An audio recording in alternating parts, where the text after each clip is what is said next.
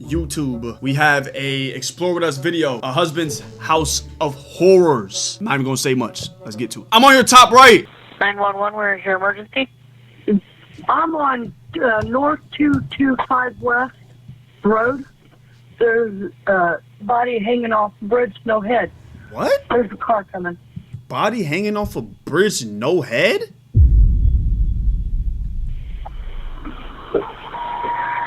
Okay. There's a dead body. That's a deer. Are you sure? Yeah. But I'll back up and I'll check. I'm on the phone with the cops now. She just dismissed it and said that's a deer.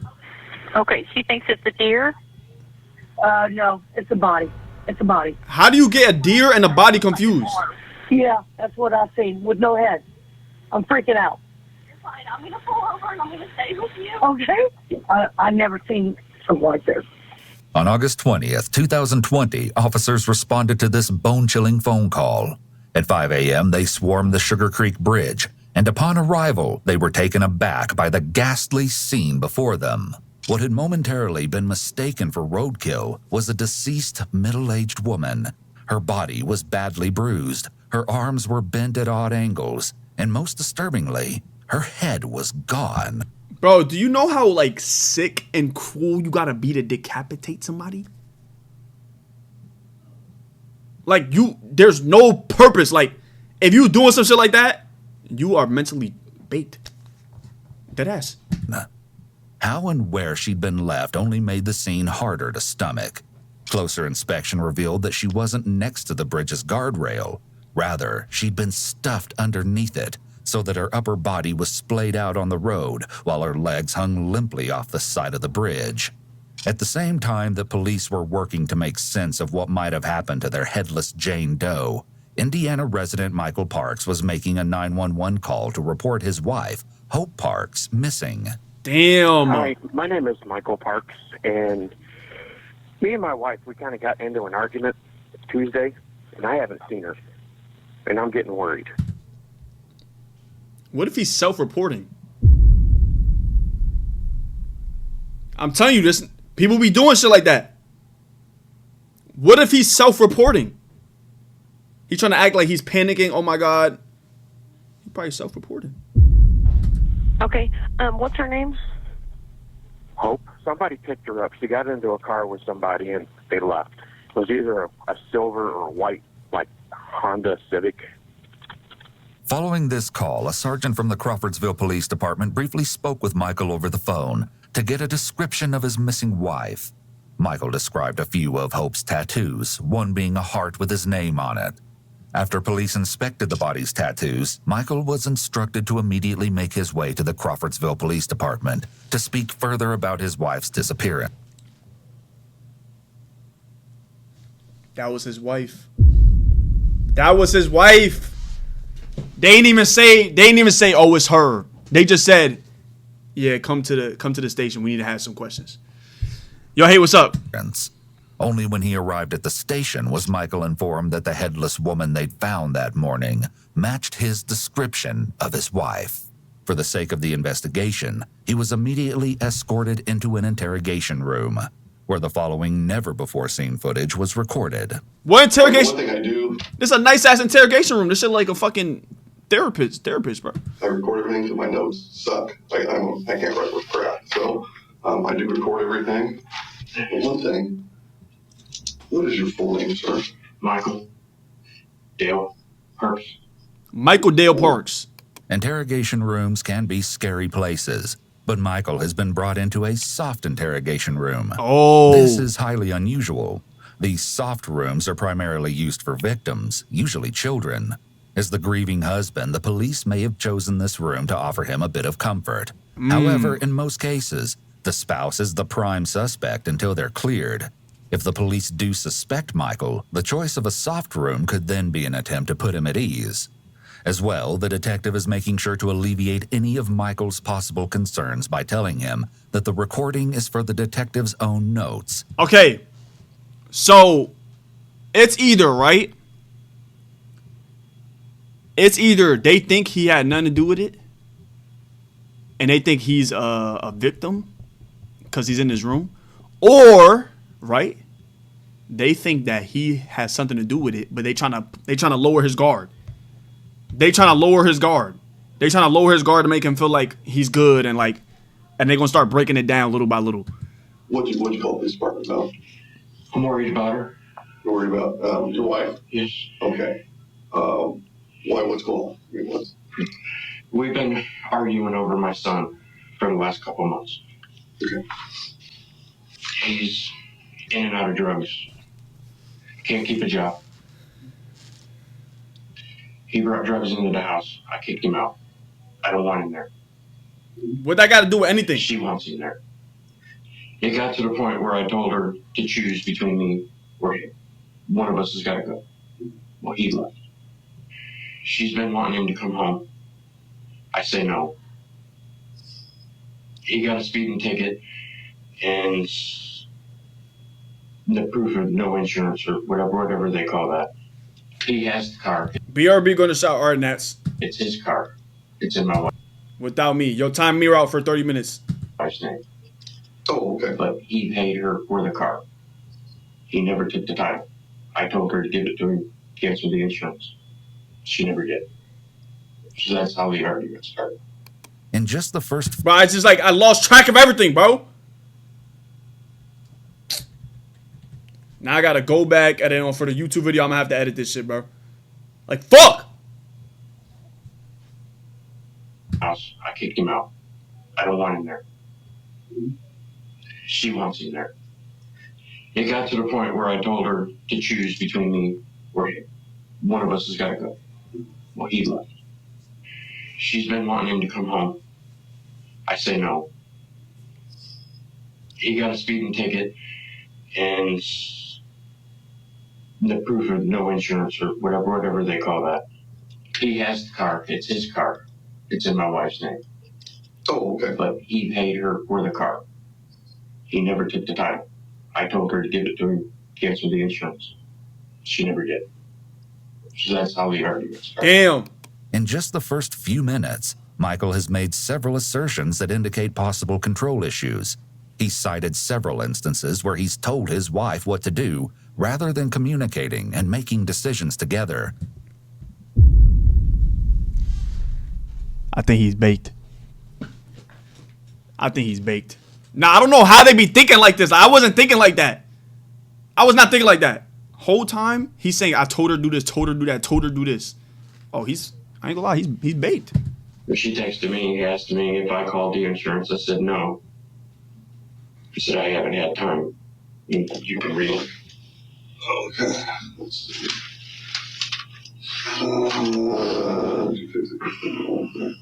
Notice how Michael rubs his face after handing his phone to the I saw that. detective I saw that and one right there. proceeds to partially cover his mouth with his hand, Yup. keeping it there for the next couple minutes.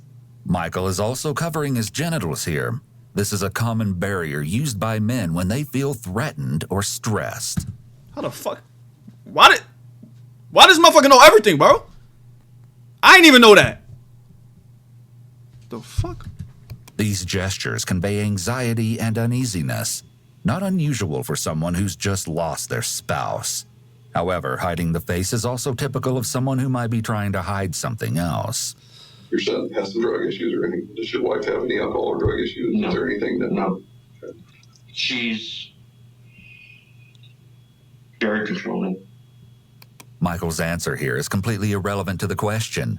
Instead of simply responding with information about Hope's substance abuse, he goes into a rather sudden and impertinent spiel about how controlling she is. So far, Michael has taken almost every chance to speak negatively of his wife, even if it wasn't warranted. I don't understand, like, how do you know that your wife's head came off? And you sitting there not bawling your eyes out, not like, oh, what the fuck? Like, and you talking down on her. Like, that just doesn't make sense to me, bro. As far She's as very, very clean. self-control or controlling on everybody? Controlling on everybody. Okay. Like, how do Okay. you talk about Which I'm somebody used like to it. They don't bother me. Yeah, for 25 years. You find your niche. I mean, I've gotten used to it. I take medication. I do have anger issues, but I take medication for it. GG's, wrap him up. Get him out of there. Get him out of there. Get him out of there. Get him out of there. Get him out of there. Major red flag. Why would you tell them you have anger issues? Why would you tell them you take medication and you have anger issues? Buddy, you're cooked. Just put the handcuffs on him. The fuck? Right. But I've never done anything. Michael continues to divulge information that wasn't asked for. The fact that he has anger issues, which he takes medication for, clues detectives in on Michael's capacity to become violent. He then feels it necessary to include that he's never done anything violent to his wife. What Michael is doing here is oversharing or volunteering unnecessary and excessive amounts of information. Oversharing is, more often than not, a nervous attempt to convince others that one is being open and honest. However, as you can see here, it often has the opposite effect. It's entirely possible that Michael could be oversharing to alleviate anxiety, as some people tend to do. Ooh. Okay. So nothing controlled substance, no Xanax or anything like that. Okay. It's either the detective got him full boxed, or Michael got 200 HP and he's chilling. Like, I don't know. It's one or the other, bro. Now, and granted, it's what all families do as well, especially if you're already an older kid and stuff. I want to hurt him. Mm, I hate to say this and have it on recording, but I do. I want to hurt him. That's why he had to go. Michael doesn't even let the detective finish his question before he goes off on another tangent. This time, he derails the conversation to the topic of his son, John. Admitting to something less egregious in order to appear completely transparent is a common tactic used to gain the trust of others. would she confide in him or your daughter? Yes. Or, Him. okay. Me and my daughter are real close. Her and John are real close. She'll Okay. do anything for me, Okay. which that's what makes me mad. Michael clearly possesses a considerable level of bitterness toward his wife concerning how much she dotes on their son. Not only that, but up to this point, Michael has centered the entire interrogation around how toxic he believes his wife and son are, painting John as the problem and his wife as an out-of-control enabler. He just If he self-reported. could have something to do with what happened to Hope, he's just established a clear motive for himself. When she left, you saw her getting in the car, right? Did you happen to see the driver at all? Couldn't tell, male, female, anything? Frankly, Michael seems much more concerned about their intermarital issues than he does about the fact that his wife might have been found dead just that morning. Has she ever... Wait. His wife might have been... Note, the detective has not yet officially confirmed the identity of the... Oh, so he don't know yet. Okay, I was wrong when I said how is he acting like that when he know his wife died. They don't know the body. But he should have some type of idea though, right? Because they called him in for questioning after him calling his wife missing. Like, you know what I mean? been found dead just that morning. Has she ever been known to kind of step outside the marriage at all? Is there nothing? No. Nobody from her past that she could run to? We used to live in Illinois. Me and my daughter talked about that. I said, if anything, Oh, it's my daughter. why the fuck you have that as your ringtone? Yeah, he did that shit. I don't give a fuck. Fuck? He has that as his ringtone? That's the most annoying iPhone sound of all time. Yo, this guy's he's a lunatic, bro. What the fuck? I haven't told her yet. Well, and we're still, I mean, they're still doing some stuff somewhere else. So that's why we're talking to you to get information. And I actually don't even know what all the officers told you. I'm just trying to get He just overall picture. told me that the tattoos that I described to him, which I do have pictures of them, the tattoos matched the description. You said earlier you were going to give her till Friday. What made you decide to go ahead and call today? My emotions. I'm very worried. I'm very worried about her. I miss her. In Why addition to stuttering throughout his answer, Michael appears to break eye contact with the detective for a moment and looks directly at the camera. He seems uncertain in what he's saying. We may have found her. So we're still looking into that. Bro looked at me like I had something to do with it. Yo, bro, I'm just watching, bro. I'm just watching, bro. Don't look at me, bro.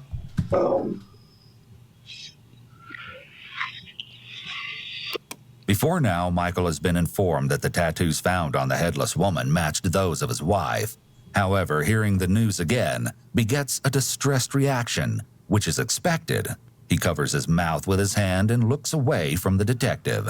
He also uncrosses his leg, a shift referred to as an anchor point movement. When someone is stressed, you'll commonly see shifts in their anchor points. Yeah, in the case I of know a that. person who's sitting down, like Michael, their anchor points are their legs, buttocks, and back. Though his physical reaction is appropriate, it seems oddly void of the usual overwhelming anger or sadness that you might see from someone in Michael's position. What made you think that something had happened to her?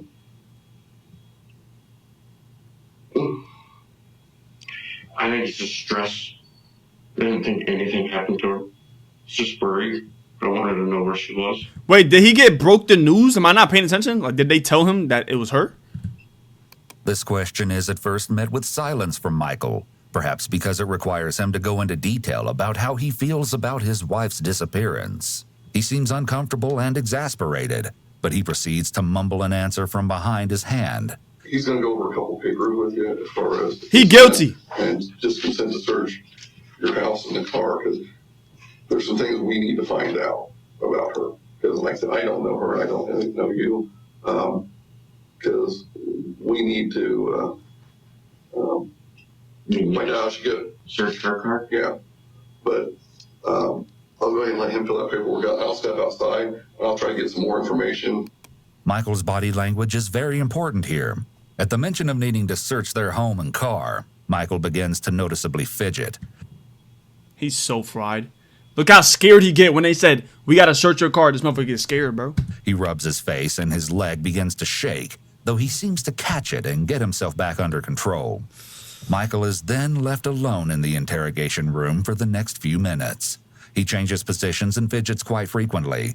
At one point, he even puts his head in his hands. These gestures signify stress and uneasiness. What we'd like to do He's is baked. be able to get consent, and we'd like to be able to get that from you. Is that something you'd be willing to do? I can bring you the car right now if you want. Normal. Yo, listen. If you know, like, it's a possibility that your wife is the person that matches the description of somebody that died, they're saying, oh, the tattoos match. Even if it's not 100% confirmed, are you not going to get emotional? Are you not going to be like, oh, man, like, he just chilling there like, oh, damn. Ah, fuck. Like, I'm so confused, bro. A search warrant is required to search someone's property. It's common knowledge that in order to obtain a search warrant, police must have probable cause, or specific facts that would lead a person to believe that evidence of a crime is located on someone's property. However, it's a lesser-known fact that police can simply ask an individual for permission to search their property. The owner's written consent is just as valid as a search warrant, and officers will often try to garner consent to search from the suspect first, especially in time-sensitive cases, as it saves them a lot of precious time and resources. Okay. I'm going to go over this with you, okay, sir? Are you able to read and write and understand the English language? Okay. So... Miranda rights, right? Note how his hands are positioned. When a person feels threatened or stressed, Yo, bro, you don't gotta examine everything he's doing. We get it, bro. All right? Bro, honestly, he looked like he's just sitting up. I don't know. You talking about, like, I can't, like, motherfuckers can't do nothing without being examined. Like, I'm not even trying to, like, come on, bro. Like, we get it. they'll sometimes subconsciously take up a position that protects or covers their vital body parts. Given the circumstances, he has plenty of reason to be anxious that could have nothing to do with guilt. He might simply be displeased with the idea of strangers rummaging through and taking things that belong to his possibly deceased wife. Yeah, true. I got the shakes. would you like you need a bottle of water or anything? Okay. Also, Michael's shakes are likely spurred on by intense levels of anxiety and shock that he's experiencing. Shaking is a common physical reaction to bad news. During this break in the interview, CPD officers made a beeline for Michael's residence to execute their search. They scanned the exterior of the property before thoroughly searching the inside of the Parks home for any clues as to where Hope might have gone on the night that she disappeared. What they would find in and around the park's property would only raise more questions about Hope's disappearance. Questions that detectives hope Michael can answer for them. Oh, shit. Following the break, detectives... Watch it be something mad little, like, why was this left right here? Or why did she la la la? Or the way this was placed cannot be placed by this. Like, it's gonna be mad, like, little fucking details, bro. Bring Michael back into the interrogation room in hopes that he may shed some light on their unexpected findings. Do you know of anybody that would want to hurt her? Ooh.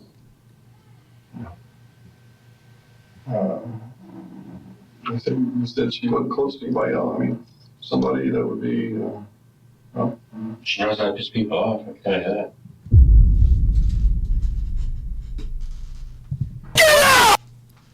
that. He's talking about his deceased wife. Talking about she know how to piss somebody off. Yo, bro. She knows people off, or you know this people. No, she knows how.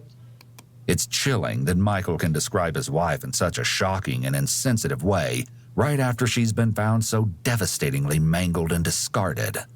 Perhaps he's using a bit of humor to cope with his feelings. Wow. Or perhaps detectives are getting a peek into Michael's true feelings toward his wife.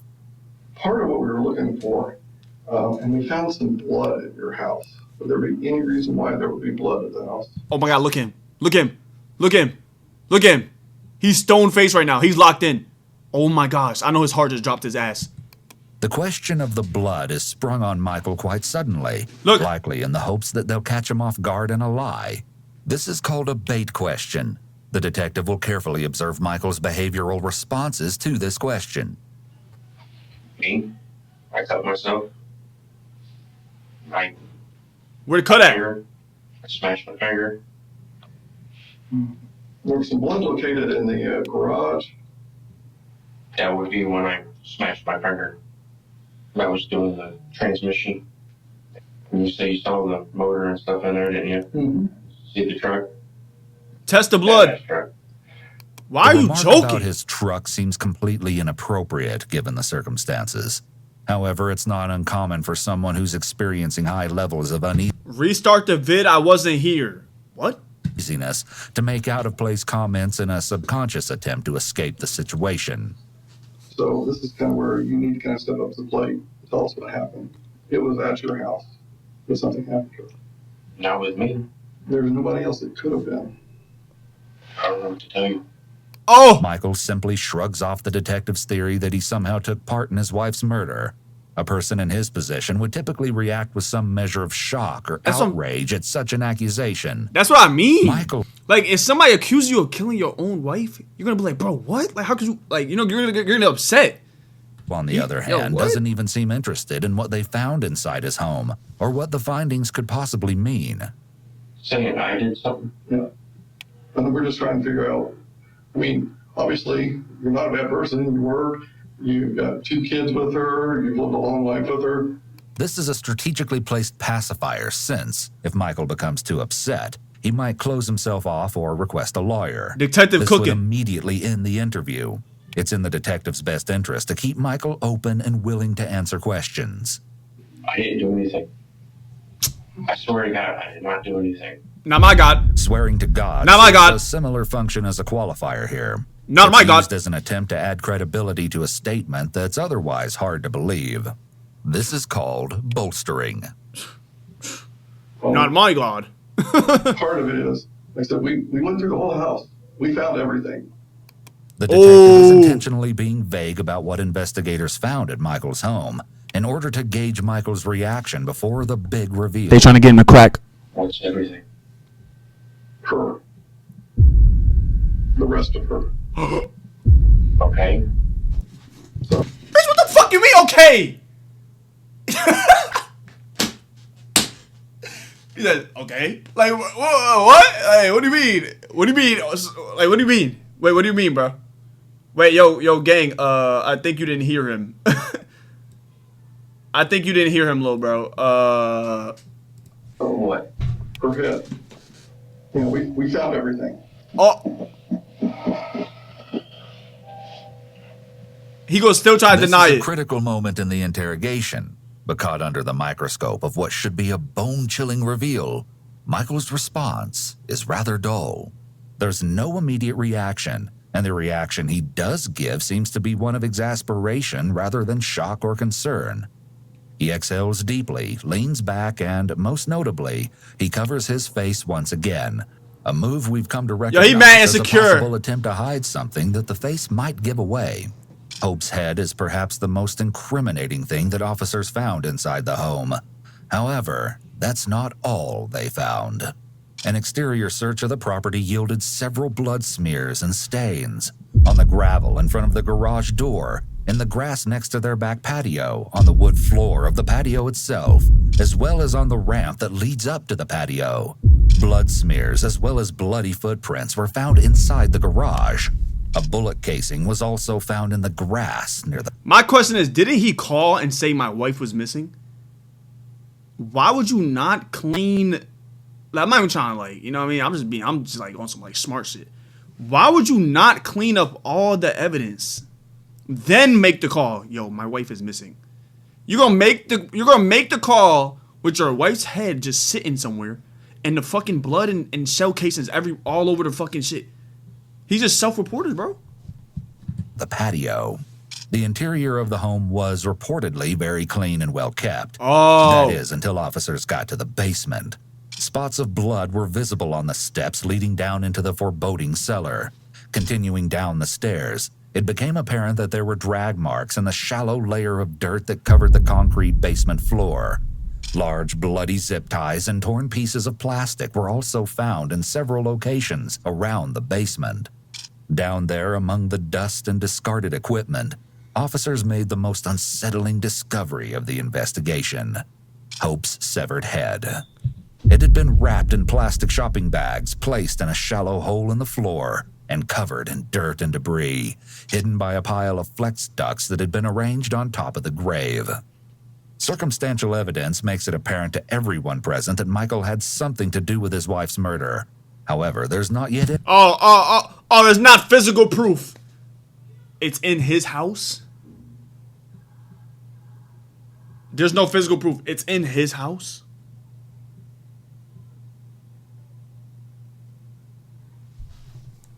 Any physical proof that he is the one that hurt Hope. How? So, and obviously you're not a bad person.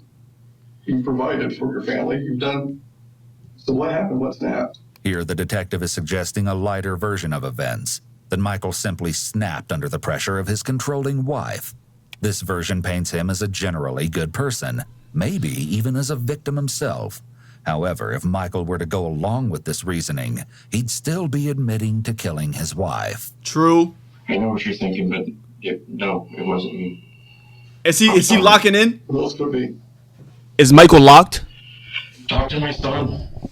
Michael is on his way to paint his son in a negative light. Now he's finally come out and said what he seems to have been implying. He claims that his son John is likely responsible for Hope's death. I've told you we've had people come to the house. How would he be responsible if he just said that his wife and the son has a good ass relationship? That's what he didn't like. My neighbors know about it. Come on. Yeah, I've talked to him quite a bit today. But part of it too, you're telling your son, if he's screwing up, and, you need to step up to the plate. And if you screwed up, you need to step up to the plate. Yes, I understand. There's nobody that's going to hurt your wife like you would hurt her. And that's what happened to her. It wasn't me. No. Before Michael denies involvement this time, we catch a brief moment of hesitation, as if he's thinking about something before he seems to snap back. He then makes several sudden movements. He shifts his legs, buttocks, and back, all three anchor points that we discussed earlier. Michael's denial is rather weak, using one-word answers and looking away. An innocent person would be forceful and adamant with their denial when being accused of murdering their wife.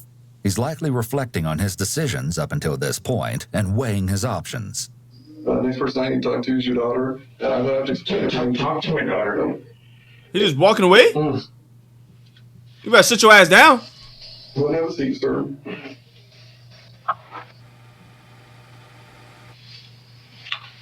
He's trying to get low. He was trying to get low. He was trying to The leave. detective instructs Michael to sit back down to reassert his authority and for safety reasons, as he wants to be able to see him. Michael's resolve is visibly wearing down under the pressure. Pacing is notoriously a nervous act, an effort to release nervous energy and ease mounting tension. Something happened to her that night, and something happened to her at your house. You were the only one there at your house that night. I guess this is the part where I need a lawyer. Yo! You're not listening to me. Detective folded. To invoke one's right to an attorney, the suspect should unequivocally declare that they want to speak to an attorney. However, if the suspect gives a more ambiguous remark about obtaining counsel, most courts require the interrogator to inquire further to clarify their desire. Michael has not yet stated clearly that he wants legal representation. I guess this is the part where I need a lawyer. I Therefore, guess. detectives Oh, hell can no. legally continue to question him, but ideally should have clarified if he was requesting counsel or not before continuing. Otherwise, they risk the rest of his statements being inadmissible. I'll answer your questions. I'm just saying, I didn't do this. Okay. And you can ask me this 100 times, and I'm still going to tell you, I did not do this. You're the only one at the house. You're the only one who could know what happened to your wife. Okay? You didn't mean to do this to her. Michael's body language indicates that he's shut down. The protective position of his arms across his body is a self-soothing behavior that indicates that he's closing himself off from the situation. Why does he likely know this? Due to sheer discomfort and stress. So we're trying to ask you, how did she lose parts of her body in your house? No clue. Do you have a clue? No, I do not. Yeah. There's nowhere else for us to look. There's nowhere else for us to go. There's nobody else to talk to about this. But All right, I want a lawyer. Oh, And GG's. just like that, the interview is over. This time, Michael has clearly communicated his desire to speak to a lawyer. The detectives are no longer allowed to ask him any more questions. Say so I can smoke. Nah, you can't, bro. Over the next 10 minutes, Michael attempts to make conversation with the detective who's no longer inclined to speak with him, since the detective can't question him any further. After the detective refuses to allow Michael another smoke break, Michael gets up and begins to anxiously pace the room once more. When he sits back down, he sits on the side of the couch that's the farthest from the detective. This clearly communicates his desire to escape the situation as soon as possible. Finally, the silence is broken by a police Yeah, buddy. Hands behind your back. officer who has come to put Michael in handcuffs. Yeah, hands behind your back, bud. His hopes of removing himself from the situation are dashed. Yeah, you're caught, bud. You guys got this all wrong. Really? Really? You guys got us all wrong. Does that sound like somebody that's innocent? You guys got us all wrong. Like, in the most generic, regular voice? Like, really, bro? can't talk to you anymore, but Michael makes one last plea of innocence, but detectives are no longer feeding into it. He's escorted to a holding cell by a pair of armed police officers. However, this isn't the last that detectives will hear from Michael. Oh, shit. Over the next few days, officers continue to investigate the Parks' home and cars, follow up on potential leads, and speak to the couple's friends and family members. Detectives have lost hope of getting any valuable information Fucking default skin, bro. out of Michael. That is until 4 days later, when he unexpectedly requests to speak to detectives again without a lawyer present. He's gonna come forward. Parks. Sure you remember me from the other day? Okay. This interview takes place the following Monday. In the other room. It was Tuesday. Yeah, he just straight to the point. It was Tuesday, 7 p.m. I got off work early at 3:30. I was home by 4:15. Kids came over. Like I said, that was not a lie. We were arguing, like I said, over my son. I was on the back porch after everybody left. I was going to shoot a groundhog. I had groundhogs in the backyard. I knew it. My neighbor does. He never came back. I went to discharge the gun. I shot 3 rounds into the tree. I went in the house. I was going to clean the gun. I sat at the kitchen table. It went off. There was still 1 round in it. She hit the floor. She was fixing dinner. So you accidentally shot her. Think about this. He's cooked. He's baked. This makes no sense. He accidentally shot her. No, this is what he's claiming. So he's claiming he accidentally shot her. And then called the cops 3 days later and chopped her head off. If you shot somebody by accident, you're going to like, oh my God. Come on, bro. I panicked. I just flat out panicked. I didn't know what to do. In the state of Indiana, accidentally killing someone doesn't make a person guilty of murder. To be considered a murder, the prosecution must prove that the killing was intentional. Therefore, if detectives accept Michael's version of events, then the most Michael can be charged with in the state of Indiana would be reckless homicide. Even then, in order to win a reckless homicide charge, the prosecution would have to prove that Michael was acting recklessly, and that his recklessness somehow led to Hope's death. Oh, what the fuck? I covered it up. He think he's smart. I picked everything up. I cleaned the mess up. I put it in the garbage. Everything else is just kind of a blur. If Hope's death was an honest accident, it doesn't make logical sense that he would try to cover it up. Typically, when someone has accidentally hurt another, especially someone they love, their first move would be to call for help or to take some action to try to save their life. Michael, on the other hand, didn't even try to correct his supposed mistake. To make matters worse for detectives, Michael's story not only features unlikely details, but also missing details or blurs the detectives have to uncover. His recount is seeming more unreliable as it unfolds. Exactly. How does her body get on the bridge hanging? What do you do after that? I sat there and I cried.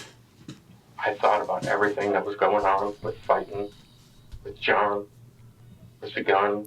Nobody was going to believe me. Michael has gotten to what is supposedly a very emotional and traumatic moment in his story. Ain't no Therefore, tears. it's odd that he recounts it with little emotion.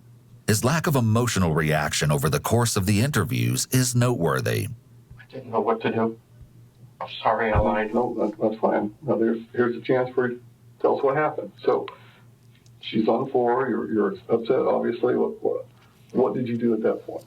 I wrapped her in a tarp and took her down to the basement. I cleaned everything up. By telling detectives how he moved the body and cleaned the scene, Michael might have just unknowingly admitted to tampering with evidence. Did it? Even if he does secure himself a lesser murder charge, the prosecution could potentially use that information against him to get him more jail time.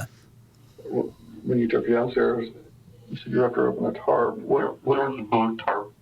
Michael covers his face entirely with his hand, and his voice breaks as if he's crying. It doesn't seem that there are any other indicators of genuine emotion, though. No sniffles, tears, or heavy breathing. If this is an attempt to feign sadness, it's a rather lackluster one. It's more likely that this performance is an excuse to hide his face, which Michael has proven to do when he's lying. I know about he's baked. guns and what people tell me, so I'm just regurgitating information as far as... It's the only gun I've ever fired. Okay. The closer you are to something or somebody, you get more residue, and the further away, the less residue you get when you fire the gun. So she seemed to have some residue around the entry wound. So that would indicate that the gun would be closer.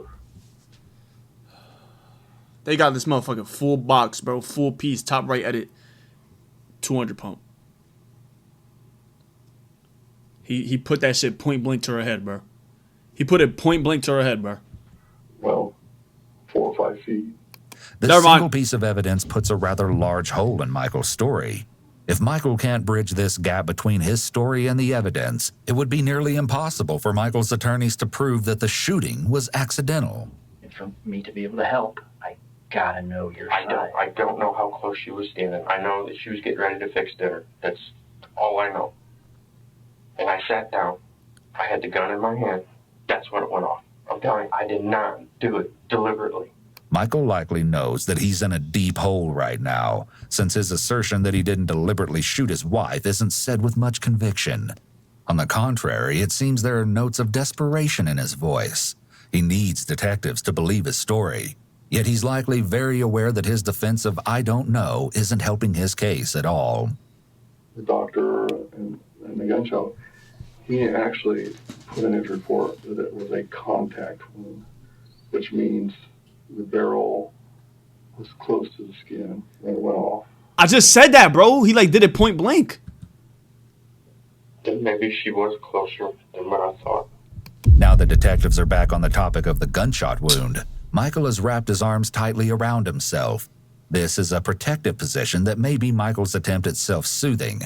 It's clear that Michael is uncomfortable with this subject, very possibly because he doesn't have an answer for it. So if you're at the table and she's at an angle, can I get some more? It seems that create a break in the conversation, perhaps to buy himself time to think of a sufficient answer to the detective's questions. There's going to be two. Nah, they really got him full box. Like, he can't do nothing. He can't even get water. Like, what if he actually thirsty? He can't do nothing, bro. Schools of thought on this. One, somehow you tragically shot her with the muzzle of the gun touching the back of her head. Or two, there was a disagreement, there was an argument, and a snap, There was no bad judgment. No argument after everybody left. No argument. Were you still just upset from the argument earlier? It's just people on the outside looking in. I don't care what anybody else thinks. The whole thing was shooting her. If she was where she was standing, I don't know. If she was right there, I don't know. I did not stick the gun to the back of her head and pull the trigger. I did not do that. And all I'm telling you is the science proves differently. Then she was closer than what I thought. A lot closer. That's all I can say. Okay. You didn't want her to die. No. But circumstances led to her death. What was the mental capacity of you at the time? Were you so enraged from an earlier argument that she mouthed off something? Oh my God, look at the water bottle. Look at the water bottle. And you don't know what you He's did. cooked. The detective Oh my offered gosh. Michael a way out by suggesting that his actions were simply triggered by something that his wife might have said. This shifts some of the blame onto his wife, which may make it easier for Michael to admit his part in what happened. Kind of a Tasmanian devil kind of event after she's on the ground. You lost it. And it's okay to tell me that because that shows emotion. And before he came in, that was the one thing that I was trying to figure out what happened. The hamburger, if she's down here. I think I'm the one that knocked it off the stove. Can you tell us what's going on when that hamburger gets knocked off the stove? Yeah, I think I called myself an idiot. The you do? By recalling what specific words he used at the time, he might be trying to draw attention away from what actually caused the hamburger to be knocked off the stove, such as a fight or struggle. Ever been a problem with that rifle's trigger and going off when you didn't want it to, or? Not that I know of, no. I didn't even have it that long. Okay. Maybe a week and a half. The fact that Michael had only been in possession of the rifle for such a short period of time could be used as evidence against him in court. How? The prosecution could make the case that it was reckless of Michael to be wielding a loaded firearm that he wasn't familiar with indoors. Damn. Especially next to a family member. The detective begins questioning Michael about the details related to dismembering his wife. I mean, she's got, none of us are young anymore, so, I mean, your skin doesn't stay like it should. So each drag, did like just the muscle and the skin go with it? I don't even remember doing it. Don't remember that part. Yeah. And that's the brain, again, trying to protect you from typically the goriest, most traumatic parts. Another benefit of Michael's selective memory defense is that he doesn't have to disclose the gory details of what it was like to cut off his wife's head. He could be under the impression that giving those details would only serve to make him appear more like a cold-blooded killer. Bro, like, you already admitted to accidentally shooting your wife. Give them all the information they need, bro. You're cooked. Either way, you getting put behind the cell, bro. There is no way that the gunshot happened the way you're presenting it. So this was the time. Like I said, I don't remember exactly how it happened. I'm telling you, I did not do it on purpose. Didn't kill her on purpose or didn't shoot her on purpose? I didn't shoot her on purpose. The detective's question implies that Michael might have intended to shoot Hope without intending to actually kill her. However, under Indiana law, this is actually somewhat of a false dichotomy. Murder in Indiana is classified as any killing done purposefully or knowingly. Here, knowingly means taking action without the specific intent to kill a person, but nonetheless with knowledge that death is substantially certain to occur.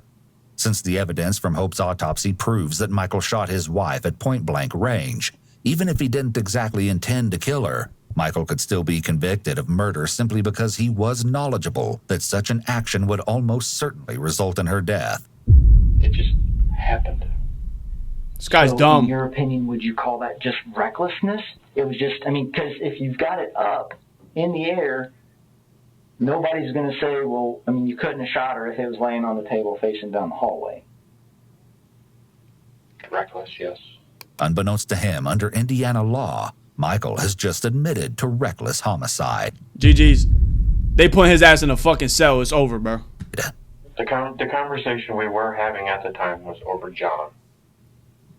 With the insurance, the car insurance. Because she lied to me over the car insurance. She told me that she was going to cancel the insurance. This detail makes the circumstances surrounding Hope's death much different. He's admitted that he and his wife actually were arguing at the time he was in the kitchen with the gun, whereafter she turned around and walked away. This version of events shows an obvious motive and opportunity for Michael to shoot her in the back of the head. It makes you wonder what else Michael has lied about thus far. Oh my God. Are you a fist-pounding kind of guy when you're mad? You're like, damn it, woman, just do what I'm asking you to do. This guy's the gun in your hand, unfortunately, at that time. Squeeze reflex? Yes. I don't remember everything. But what you said makes sense. Like I said, it was not intentional. Michael seems to finally be resigning himself to some explanation of how he shot Hope, probably after realizing that detectives weren't going to back down until his story matched the evidence. I just want to know why. Because that's the same thing you're going to want to know. Same thing your daughter wants to know. When your son wisens up, it's the same thing he's going to want to know. I know why it happened. I can never tell him. I can't do that to What? him. Because that's the reason why I pulled the trigger. What the Not intentionally.